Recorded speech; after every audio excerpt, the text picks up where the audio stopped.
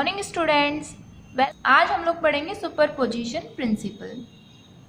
Coulomb's law हमें क्या बताता है, जब दो चार्ज हो तो उनके बीच में हम लोगों को फोर्स कैसे निकालनी है।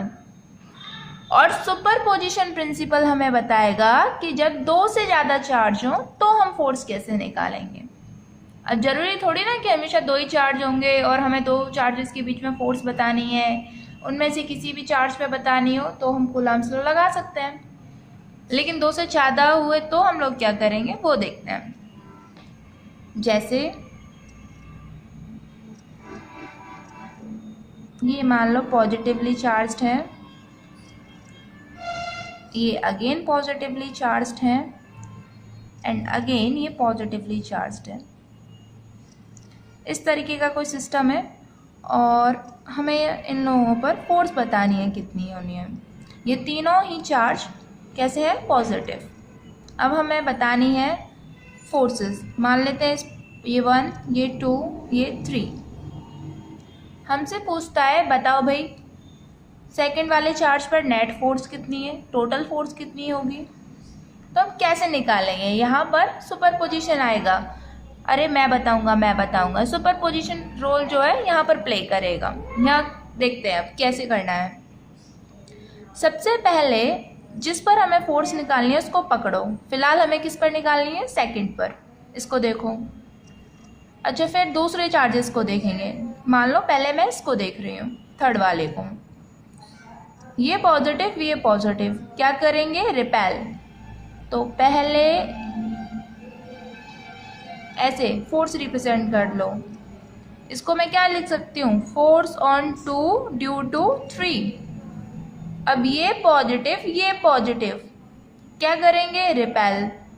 तो कैसे रिपेल करोगे, पता है फोर्स कैसे लगाते हैं हम, along the line joining the centres. अगर ये वाली लाइन इनके सेंटर्स को ज्वाइन कर रही है तो इस लाइन के अलोंग फोर्स लगाएंगे। ऐसे ये इस तरीके से लाइन है, ठीक है, सेंटर टू सेंटर ये ज्वाइन कर रही है। समझ में आया। यानी इस फोर्स को हम लोग लिख सकते हैं फोर्स ऑन 2 ड्यू टू 1। ये रिप्रेजेंटेशन हम लोगों ने पहले भी सीख लिया है, फोर्स ऑन 2 ड्यू टू 1 और ये फोर्स ऑन 2 ड्यू टू 3। अब हमारे पास दो फोर्स है, क्या करेंगे अब कैसे सॉल्व करेंगे। फोर्स क्या होती है, वेक्टर क्वांटिटी। तो सेम वेक्टर अलजेब्रा यूज करेंगे और हम लोग इनको सॉल्व करेंगे। अच्छा, अब हो सकता है कुछ बच्चों को वेक्टर सॉल्व करने में दिक्कत हो, क्योंकि पिछले साल बच्चों ने पढ़ाई नहीं हो पाई है ड्यू टू कोविड। तो हम थोड़ा सा यहाँ रिवीजन कर लेते हैं। फिर भी मैं सब लोगों को सजेस्ट करूँगी, अगर बेसिक मैथमेटिक्स में और वेक्टर्स में दिक्कत है तो 11th के वीडियोस अपलोड किए हुए हैं बेसिक मैथमेटिक्स के और वेक्टर चैप्टर के, वो बेटा पूरे देखो, क्योंकि वो दोनों चैप्टरों के बिना आपसे फिजिक्स सॉल्व नहीं हो पाएगी, दिक्कत करेगा ये। और अगर मैं यहाँ पूरा सॉल्व करने लग गई तो वो एक अलग चैप्टर बन जाएगा पूरा। समराइज कर लेते हैं वेक्टर को। हमारे पास फॉर्मूला हुआ करता था, अगर हमारे पास दो वेक्टर्स हैं, नेट रिजल्टेंट, आर नेट का मतलब है नेट रिजल्टेंट, मैं शॉर्ट में लिख रही हूँ, is equal to P square plus Q square plus 2pq cos theta. Here p and q is, ये दो वेक्टर्स हैं, एक वेक्टर p एक वेक्टर q। ऐसे कंफ्यूज नहीं हो रहा p q क्या चल रहा है। आप चाहो तो यहाँ पर F1 F2 इनको रख सकते हो कि ये पहली फोर्स है, मान लो ये दूसरी वाली फोर्स है, इनको भी रखा जा सकता है यहाँ पर। इसमें कंफ्यूज होने वाली कोई बात नहीं है। यहाँ पर ये थीटा क्या है, ये theta, here theta is angle between P and Q, यानी इन दोनों फोर्सेस के बीच का जो एंगल होगा उसकी वैल्यू हम यहाँ रखेंगे तो हमारा रिजल्टेंट निकल के आ जाएगा। अच्छा, अगर डायरेक्शन पूछता था तो शायद याद हो tan theta is equal to Q sine theta P plus Q cos theta. ये जो एंगल निकला है हमारे रिजल्टेंट का, ये किस वाले वेक्टर के साथ में होता है, जो यहाँ पर नीचे फर्स्ट वेक्टर है। मतलब अगर ये दो हमारे पास वेक्टर्स हैं, p वेक्टर q वेक्टर, इसका रिजल्टेंट निकला r वेक्टर, तो ये r वेक्टर कितना एंगल बना रहा है, मान लेते हैं हमें p से बताना है कि ये एंगल कितना है। तो ये tan थीटा हम लोगों ने डिस्क्राइब किया है, q sin थीटा, और ये वाले थीटा की वैल्यू क्या होगी, same, angle between p vector and q vector. और ये एंगल आपका आ जाएगा कि ये रिजल्टेंट जो है p वेक्टर के साथ में कितना एंगल बना रहा है। अगर q के साथ निकालना हो तो सिंपल इसी को उल्टा कर लो, p sin theta q plus p cos theta. Now the angle which will come with q vector. इसके अलावा थोड़ा बेसिक सा और समझते हैं। हमारे पास दो वेक्टर हैं, दोनों सेम डायरेक्शन में हैं, तो दोनों के बीच का एंगल कितना, 0 डिग्री। आप जब यहाँ पर रखोगे p square plus q square plus 2pq cos 0, cos 0 1 हो जाएगा, तो ये हो जाएगा √p square plus q square plus 2pq। अच्छा, तो इसको ऐसे भी तो लिख सकते हैं, p प्लस q का होल स्क्वायर, ये भी तो खुल करके ऐसे ही हो जाएगा, p square a plus b का whole square, p square plus q square plus 2pq, और स्क्वायर से ये रूट कैंसिल। तो जब एंगल 0 होता है तो हम सीधे सीधे ऐड कर सकते हैं। ऐसे ही अगर एंगल 180 होगा तो आप सीधे सीधे माइनस कर सकते हो, जो भी बड़ा है उसके अकॉर्डिंग आपको जिधर निकालना है वैसे p माइनस q। अच्छा, ऐसे अगर एंगल 90 रहेगा तो आप direct √p square plus q square कर सकते हो। ये थोड़ा शॉर्ट है, मतलब जैसे जैसे आप लोग सॉल्व करते चले जाओगे आपको पता चल जाएगा। 0 तो आप सीधे ऐड कर दो, 180 है तो डायरेक्ट इसमें सब्ट्रैक्ट कर दो, 90 है तो आप √p square plus q square ये लगा सकते हो। ये सब इसी फॉर्मूले से आए हैं। इसमें आप 0 रखोगे तो ये आ जाएगा, 180 रखोगे तो ये आ जाएगा, अगर 90 रखोगे तो ये आ जाएगा। कोई इसमें अलग से अलजेब्रा हम लोगों ने नहीं लगाया हुआ है। आई होप ये चीज़ें क्लियर हो पा रही हैं। तो अगर हमें सुपरपोजिशन प्रिंसिपल को डिफाइन करना हो तो क्या बताएंगे? According to superposition principle, when more than two charges interact with each other, the net force on any charge is vector sum of all the forces exerted on it by other charges। मतलब अगर दो से ज़्यादा charge है तो किसी भी charge पर जो नेट फोर्स होगी वो सभी फोर्सेस का वेक्टर सम होगी। और ये फोर्स कौन लगाएगा? दूसरे चार्जेस, जितने भी चार्ज होंगे वो इस पर फोर्स लगाएंगे, उनका हमें वेक्टर सम कर लेना है। तो सबसे पहले आप क्या करोगे? सबसे पहले जो भी चार्जेस है उनसे फोर्स देखो किस तरीके से लग रही है, डायरेक्शन ऑफ फोर्स क्या है, फिर उसके बाद में हम लोग उसको सॉल्व कर लेंगे। क्वेश्चन करते हैं, थोड़ा सा और क्लियर हो जाएगा। एनसीईआरटी का क्वेश्चन नंबर 6 देखो, 1.6 क्वेश्चन में बोला है उसने कि देयर आर 4 पॉइंट चार्जेस, पहला 2 microcoulomb, then -5 microcoulomb, then again 2 microcoulomb, and D is equal to -5 microcoulomb. They are located at the corners of a square of side 10 centimeter. तो क्या बोल रहा है पहले वो देखो, 10 सेंटीमीटर का एक स्क्वायर है और इसके एक साइड है 2 microcoulomb, then -5 microcoulomb, then again 2 microcoulomb, and then again -5 microcoulomb.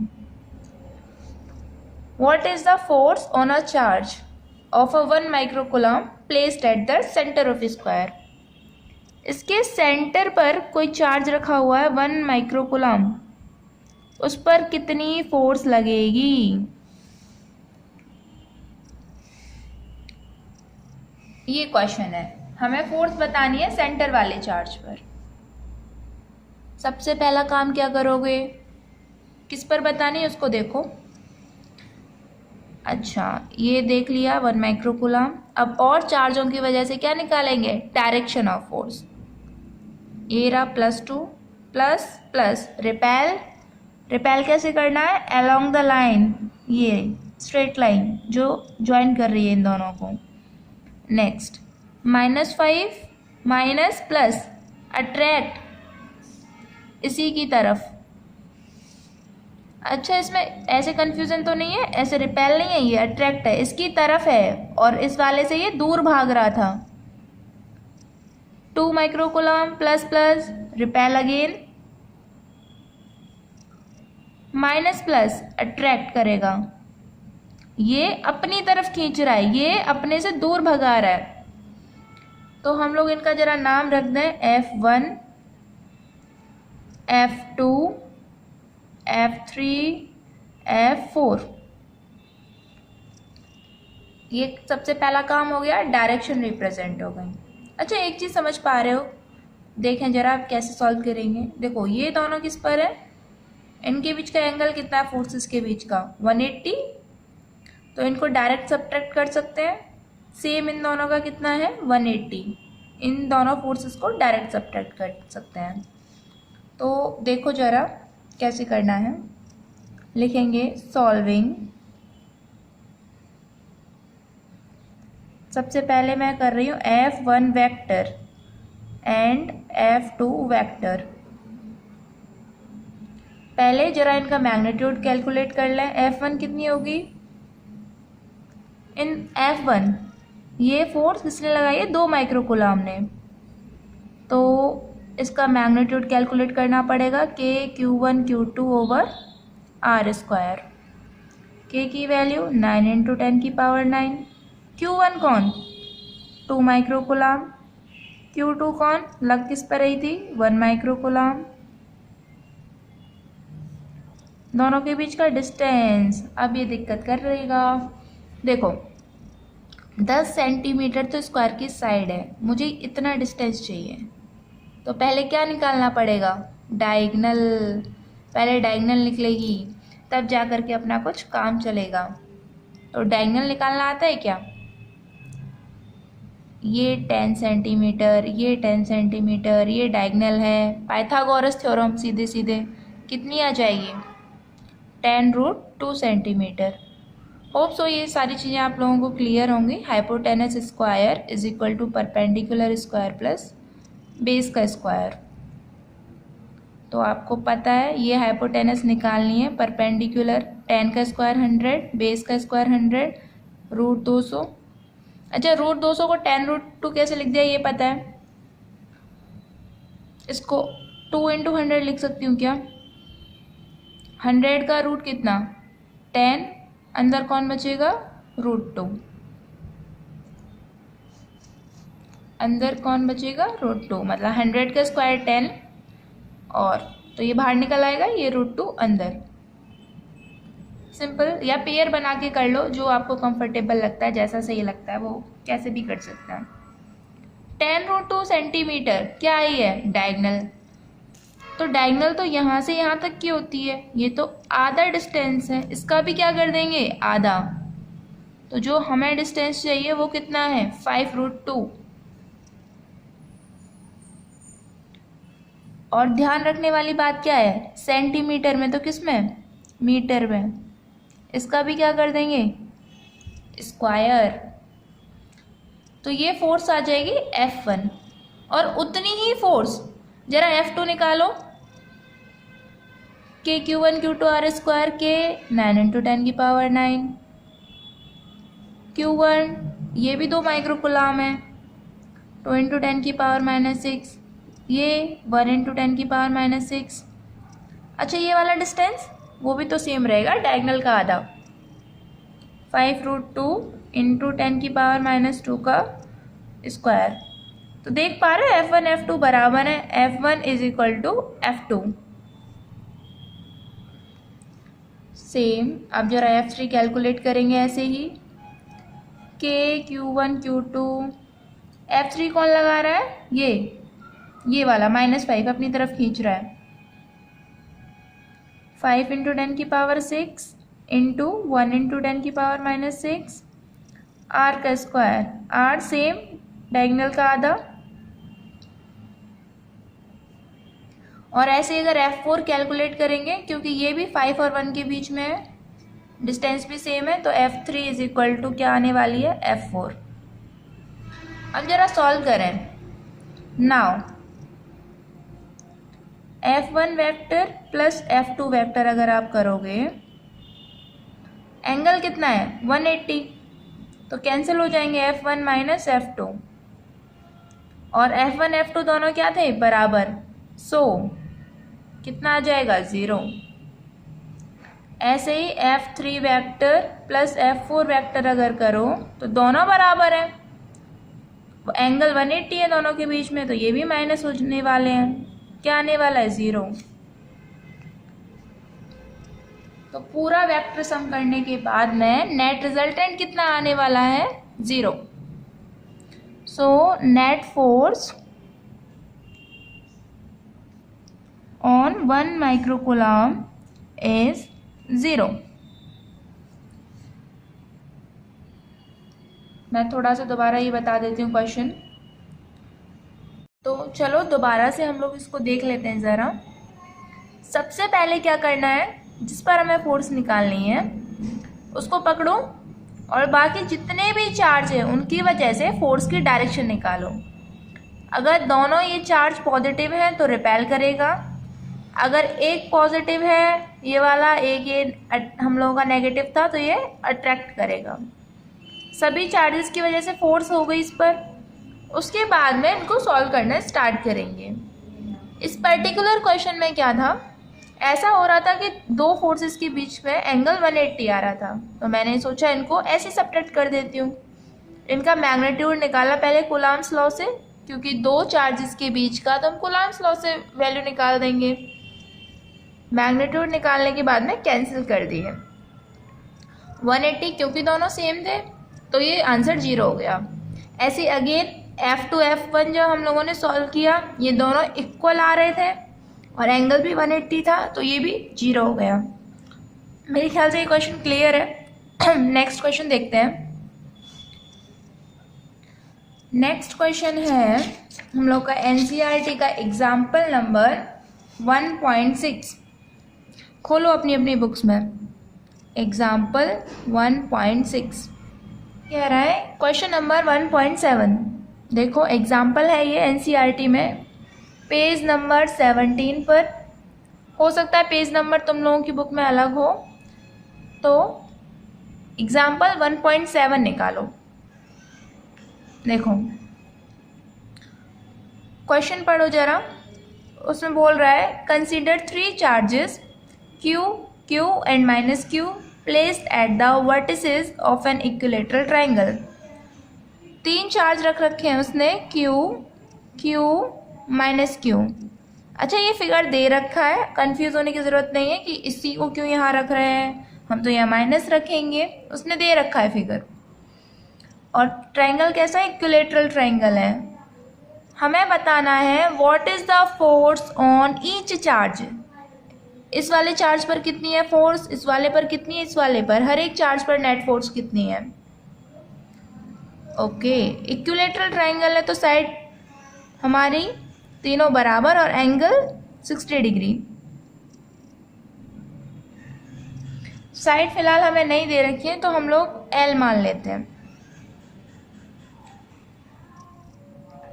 अब चलो करते हैं, कैसे करेंगे। इसको मैं 1 मान लेती हूँ, इसको 2 मान लेती हूँ और इसको 3 मान लेती हूँ। तो चलो सबसे पहले फोर्स रिप्रेजेंट कर लो। 1 पर देखते हैं, 2 की वजह से प्लस माइनस अट्रैक्टिव, 2 अपनी तरफ खींच रहा है ऐसे। 3 ये प्लस ये माइनस, ये भी अपनी तरफ खींचेगा ऐसे। अच्छा 2 पर देखो, अब 2 पर 1 कैसे लगाएगा, वो प्लस, ये वाला प्लस वो माइनस, अट्रैक्ट 1 खींचेगा अपनी तरफ, और 3 वाला ये दोनों पॉजिटिव, तो ये भगाएगा 3 वाला अपने से दूर। अगेन 3 वाला 2 की वजह से ऐसे एक्सपीरियंस करेगा क्योंकि दोनों पॉजिटिव हैं, और 1 वाले की वजह से ऐसे एक्सपीरियंस करेगा क्योंकि कैसे है, अट्रैक्टिव है। तो सॉल्व करते हैं। अब इनके जरा नाम दे दें। ये force on 1 due to 2, force on 1 due to 3, force on 2 due to 3, force on 2 due to 1, force on 3 due to 2, force on 3 due to 1। बारी बारी से सॉल्व करते हैं। देखो पहले ऑन चार्ज 1 या ऑन चार्ज -q, देखो क्या होगा। 2 फोर्स है, दोनों के बीच का एंगल कितना है, 60 डिग्री। सॉल्व कर लेंगे, लेकिन सब दोनों का मैग्नीट्यूड निकाल लेते हैं। Force on 1 due to 2, magnitude में k q1 q2, किन दोनों के बीच में है, एक है q, दूसरा भी q, -q है लेकिन लिखेंगे तो मैग्नीट्यूड। डिस्टेंस कितना इसके बीच का, l, तो l का स्क्वायर। अच्छा फोर्स ऑन 1 ड्यू टू 3 कितनी, k q over l square.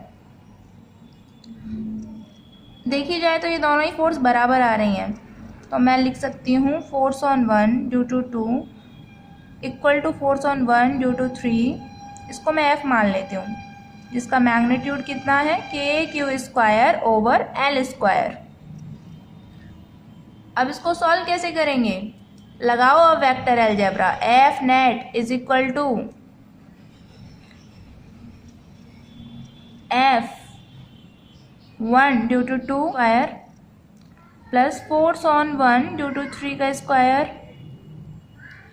Plus 2 F1 due to 2, force on 1 due to 3 cos theta. Angle कितना दोनों फोर्सेस के बीच में, 60 डिग्री। कॉस 60 की वैल्यू कितनी होगी, 1/2। अच्छा ये दोनों फोर्स बराबर है, मैं एक काम कर लेती हूँ, F ही रख लो इनकी जगह, F square plus 2F into F भी कितना, F स्क्वायर कॉस 60 1/2। 2 से 2 कैंसिल, कितना आने वाला है ये, F स्क्वायर 3F स्क्वायर, और F स्क्वायर तो ये तो बाहर आ जाएगा, आंसर कितना, √3F। ये F के टर्म में आंसर है। आप चाहो तो F की वैल्यू लिख सकते हो। आपने F किसको मान लिया था, k q square over l square को। तो हम लोगों ने फिलहाल क्या कर लिया, फर्स्ट वाले पर फोर्स निकाल दी। अच्छा जरा सेकंड वाले पर अब निकालें। Force on second on charge 2 या फिर प्लस q। तो फोर्स ऑन 2 ड्यू टू 1 कितनी है, पहले वो निकालो, k q into q over l square, ये आ रही है k q square over l square, और फोर्स ऑन 2 ड्यू टू 3 कितनी है, k q square over l square. अरे ये भी सेम आ गई। अगेन मैं इनको F मान लेती हूँ, या F डैश मान लो अगर पहले आपने F मान ली है तो। दोनों फोर्सेस बराबर हैं। Solving force on 2 due to 1 plus force on 2 due to 3, F dash का स्क्वायर प्लस F डैश का स्क्वायर। मैं डायरेक्ट वैल्यू पुट कर रही हूँ, आप चाहो तो ये पहले पूरा लिख सकते हो, force on 2 due to 3, force on 2 due to 1 का square plus 2, force on 2 due to 1 plus force on 2 due to 3, cos 120, angle कितना 120। अच्छा एंगल 120 कैसे, ये ओवरऑल एंगल कितना है, स्ट्रेट लाइन है तो 180, अंदर वाला 60 है तो बाहर कितना बचेगा 120 डिग्री, दोनों फोर्सेस के बीच का angle 120 degree plus 2f dash into F dash cos 120।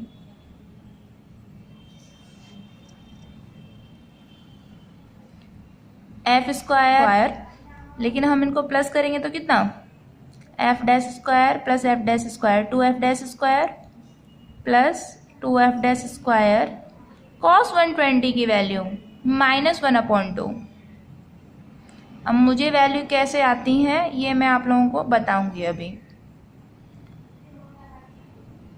तो ये हो जाएगा 2f डैश स्क्वायर, माइनस का है तो minus F dash square 2f square, तो ये √f स्क्वायर हो जाएगा, क्योंकि बार बार एफ डैश बोलने में भी अजीब लग रहा है, एफ स्क्वायर राइट। सॉल्व होने के बाद में एफ आंसर आ जाएगा। और आपने एफ की क्या वैल्यू ले रखी है KQ square over L square. अब क्योंकि हम लोगों ने यहाँ डैश लगाया तो इसलिए मैं डैश लगाए दे रही हूँ। एफ डैश की वैल्यू क्या थी KQ square over L square sorry. मेरी ख्याल से क्लियर हो पा रहा है कि दोनों के बीच का एंगल 120 था।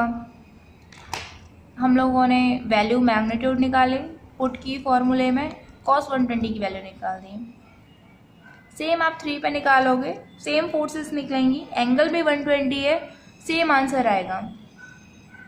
तो आप एक चीज़ और कंक्लूड कर सकते हो यहाँ से कि अगर दो इक्वल वेक्टर्स हों, दोनों के बीच में एंगल 120 हो तो रिजल्टेंट वही आ जाता है। दोनों एफ थी तो रिजल्टेंट भी एफ ही आ गया है। इसके अलावा अब मेरे ख्याल से ये जो बचा हुआ पार्ट वो आप अपने आप सॉल्व कर सकते हो, सेम यही है, क्योंकि चार्ज भी वही है, एंगल भी वही है, फोर्सेस का मैग्नीट्यूड भी वही आएगा, सेम यही फोर्स आनी चाहिए। ओके, ये एंगल वाला जो है बच्चों को थोड़ा दिक्कत करता है कि cos 120 हमें तो नहीं पता, हमें तो बस वही आता है 0, 30, 45, 60, 90, उसमें से पूछो 120 कैसे निकालेंगे। ये हम लोगों ने 11th क्लास में बेसिक मैथमेटिक्स में एक्सप्लेन कर रखा है। पूरा क्लास की बेसिक मैथमेटिक्स की वीडियो देखो, वहाँ पर सारा मैथमेटिक्स जो भी बेसिक होता है, जो भी आपको 11th 12th में रिक्वायर्ड होता है फिजिक्स सॉल्व करने के लिए, वो सब एक्सप्लेन किया हुआ है। उसी में मैंने ये रेशियोज भी कवर किए हुए हैं कि हम लोग किस तरीके से एंगल्स को चेंज कर लेते हैं। अभी यहाँ पर मैं एक्सप्लेनेशन नहीं कर रही हूँ क्योंकि वीडियो बहुत लंबी हो जाएगी आप लोगों के लिए। आप इसको पूरा 11th वाली वीडियो देखो, उसमें कुछ क्वेश्चंस करवाए हैं, कुछ दिए हैं करने को, वो सारे सॉल्व करो। पूरी तरीके से ये आ जाएगा कि इसको हम लोग किस तरीके से सॉल्व करते हैं। एक लास्ट एग्जाम्पल 1.6 सुपरपोजिशन पर, उसके बाद आई होप सब कुछ इसमें क्लियर हो जाएगा। एग्जाम्पल 1.6 पढ़ो जरा। Consider 3 charges Q1, Q2, Q3 each equal to Q, मतलब तीनों का मैग्नीट्यूड बराबर है। ये एक इक्विलेटरल ट्राइंगल पर रखे हुए हैं, ऐसे 3 कोनों हैं उन पर रखे हुए हैं। ये भी Q है, ये भी Q है, ये भी Q है, और साइड हमें दे रखी है L। उसने इक्विलेटरल है तो तीनों ही साइड L होंगी। What is the force on charge Q with the same sign as Q? जैसे ये सारे पॉजिटिव है, एक उसी तरीके का चार्ज है कैपिटल Q जो उसके ट्राइंगल के सेंटर पर रखा हुआ है। वो पूछ रहा है कि जो सेंट्रॉइड पर चार्ज रखा हुआ है उस पर कितनी फोर्स लगेगी। देखो जरा,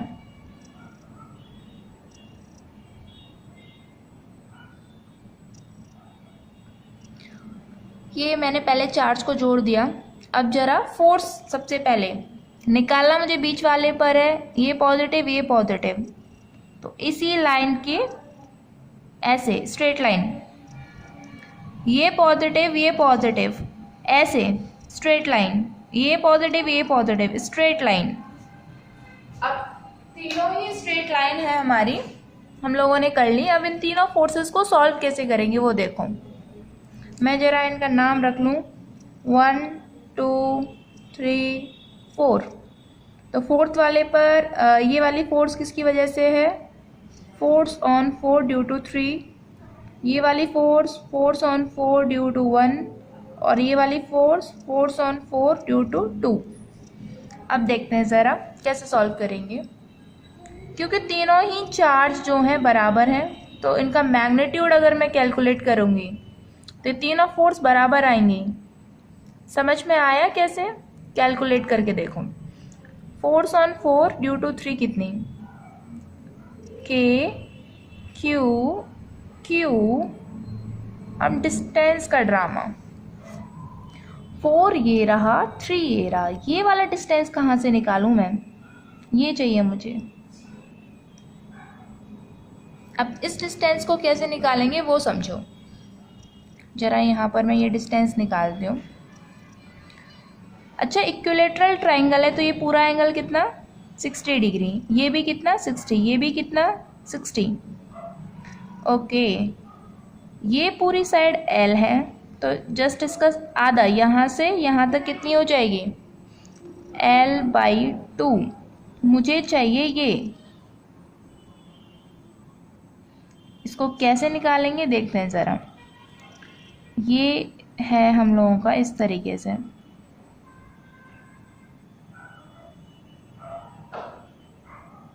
ये एंगल पूरा 60 और अगर इसके सेंटर से जा रहा है तो ये बचा कितना, 30। और ये वाला मुझे पता है L/2 है और ये मुझे निकाला। ये वाला ट्राइंगल जो है, ये वाला सीधा सा ट्राइंगल, ये मैंने उठा के यहाँ रख लिया है, समझ में आ जाए तो देखो जरा। ये हाइपोटेनस है इसकी। अच्छा, एक चीज़ और, अगर ये एंगल है तो इसके जस्ट सामने वाला परपेंडिकुलर होगा और 90 डिग्री के आगे वाला हाइपोटेनस, बचा हुआ बेस। परपेंडिकुलर बेस फिक्स नहीं होते, ये एंगल डिसाइड करता है। हाइपोटेनस हमेशा फिक्स होता है, 90 डिग्री के आगे वाला हाइपोटेनस है। ये अगर आप एंगल लोगे तो ये परपेंडिकुलर है, ये एंगल लोगे तो ये परपेंडिकुलर है। इस ट्राइंगल में मैं cos 30 निकालूं, cos कितना, बेस अपॉन हाइपोटेनस। तो इस एंगल के लिए बेस, ये बेस की वैल्यू कितनी, L/2। हाइपोटेनस आपको पता ही नहीं है, अपॉन H ही लिख लो। cos 30 की वैल्यू √3/2। L अपॉन ये H किधर जाएगी, इसके नीचे कुछ नहीं था, 1 लगाओगे, ये ऊपर ये यहाँ 2H। 2 से 2 आप कैंसिल कर सकते हो। H की वैल्यू कितना, हाइपोटेनस L अपॉन √3। आप इसको याद भी रख सकते हो, आप इसी चीज़ को याद भी रख सकते हो कि ट्राइंगल में इसके कॉर्नर से लेकर के, इक्विलेटरल ट्राइंगल में कॉर्नर से लेकर के सेंट्रॉइड तक का डिस्टेंस जो होता है, वो जो साइड होगी उसका upon √3 times, 1/√3 times of L हो जाएगा, सिंपल। तो ये अगर समझ में आ गया है तो फिर क्वेश्चन समझ में आ जाएगा। दोबारा से देख लेते हैं। ये पूरा एंगल 60 तो आधा 30, मैंने ये वाला लिया है, आधा एंगल है वो 30, ठीक। ये आपका पूरा L था तो आधी L/2, तो cos 30 निकाला। cos 30 base upon hypotenuse, base मुझे पता था, हाइपोटेनस गायब है, वैल्यू पुट करी, आंसर आ गया L/√3। अब R आपको पता चल गया दोनों के बीच में, L/√3 का स्क्वायर। तो यहाँ से ये कितना आ जाएगा, ये सॉल्व होगा 3KQQ ओवर L²। अच्छा, फोर्स ऑन 4 ड्यू टू 3 इतनी आई है, जरा फोर्स ऑन 4 ड्यू टू 2 कर निकालना, वो भी तो यही आएगी, KQQ। डिस्टेंस भी सेम है, L/√3 का स्क्वायर। और फोर्स ऑन 4 ड्यू टू 1 भी यही आएगी, यानी तीनों फोर्स कैसी हैं, बराबर। तो मैं लिख सकती हूँ force on 4 due to 3 is equal to force on 4 due to 2 is equal to force on 4 due to 1 is equal to F। अब जरा एंगल देखो, ये कहानी तो चालू हो गई, समझ में आ गई।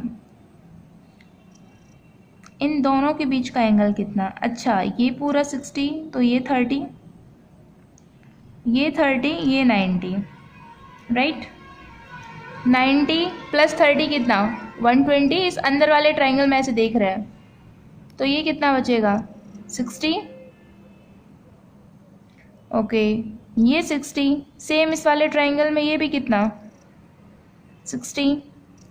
ऐसे ही ये वाला ट्राइंगल देखो, ये 60, ये 30, ये 30, ये 90, तो ये कितना, 60 एंड अगेन 60। दोनों फोर्सेस के बीच का एंगल कितना है, 120। या फिर यहाँ से भी निकाल दो, ये वर्टिकली अपोजिट एंगल्स, देन 120। 120 दोनों फोर्स बराबर हैं, कैलकुलेट कर लो नेट फोर्स, दोनों बराबर हैं फोर्स, एंगल 120। ध्यान करो पिछला वाला, सेम फोर्स आ जाएगी एफ के बराबर, वरना आप सॉल्व कर लो।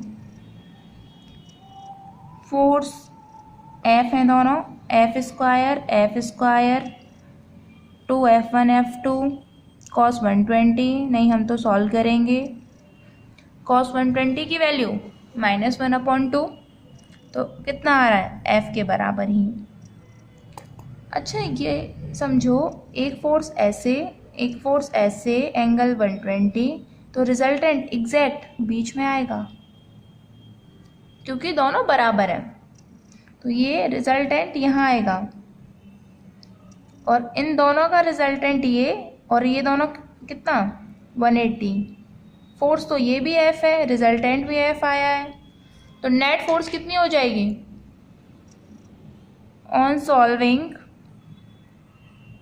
F net and force on 4 due to 1 angle s theta is equal to 180। So F minus F is equal to 0। Net force कितनी, 0।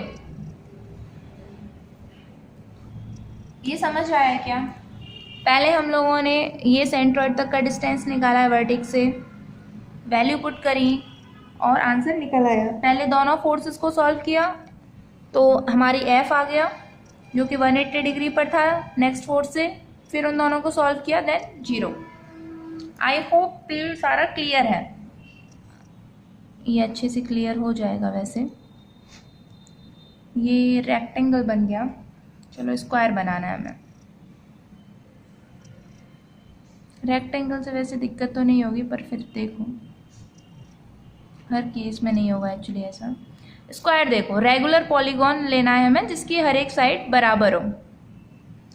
कोई सेंटर पर चार्ज रखा हुआ है, मान लेते हैं 2 कूलम, और इसके कॉर्नर्स पर बराबर बराबर चार्ज है, 5 कूलम 5 कूलम 5 कूलम 5 कूलम, और आपसे पूछता है सेंटर वाले पर फोर्स बताओ, तो आप क्या करोगे, पहले डायरेक्शन निकालोगे, प्लस प्लस प्लस ऐसे, देन अगेन ऐसे, ये दोनों प्लस ऐसे और ये ऐसे। तो ये देखो ये 5 है, ये 5 है, तो इन दोनों के बीच की जो फोर्स होगी वो इन दोनों की भी होगी। ये फोर्स 5 और 2 के बीच में भी उतनी ही होगी, सेम 5 और 2 के बीच में उतनी होगी। मतलब इस चारों फोर्स कैसी आने वाली हैं, बराबर। और इन दोनों के बीच का एंगल कितना, 180। ये कैंसिल हो जाएगी फोर्स, सेम ये वाली फोर्स कैंसिल हो जाएंगी। सेंटर पर नेट फोर्स कितनी, 0। सेम आपने ये देखा अभी, क्योंकि पहली बार किया है तो हम लोगों ने सॉल्व किया है, आप लोग इसको ओरली भी कर सकते हो।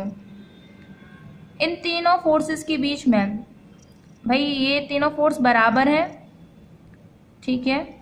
सेंटर पर एंगल 120 सॉल्व होगा ये, तो दोनों के बीच का एंगल 180 आएगा, कैंसिल हो जाएंगी। अच्छा, ट्राइंगल का यहाँ से समझ में ही आ गया। अगर ऐसे हेक्सागोन हो तो रेगुलर पॉलीगॉन लेना है जिसकी सारी साइड बराबर हो। सेंटर पर charge 2 coulomb 2 coulomb 2 coulomb 2 coulomb 2 coulomb 2 coulomb, आपको 1 कूलम पे बताना है, सेंटर पर रखा है। कैसे फोर्स लगाओगे, इसकी वजह से ऐसे ऐसे, दोनों कैंसिल, बराबर आएंगी। ये ऐसे, इसकी वजह से ऐसे कैंसिल, ये ऐसे, ये ऐसे। मुझे लग रहा है ये सारी चीज़ें समझ में आ रही होंगी क्योंकि हम लोगों ने सुपरपोजिशन प्रिंसिपल पर काफ़ी क्वेश्चन कर लिए हैं। तो ये बेसिक सी चीज़ है। आप अगर कुछ क्वेश्चन है तो आप इसको देखते हुए भी बता सकते हो। कि भाई सारे चार्ज बराबर हैं सेंटर पर, रेगुलर पॉलीगॉन है, नेट फोर्स 0। अब ऐसे ही अगर पेंटागन हो तो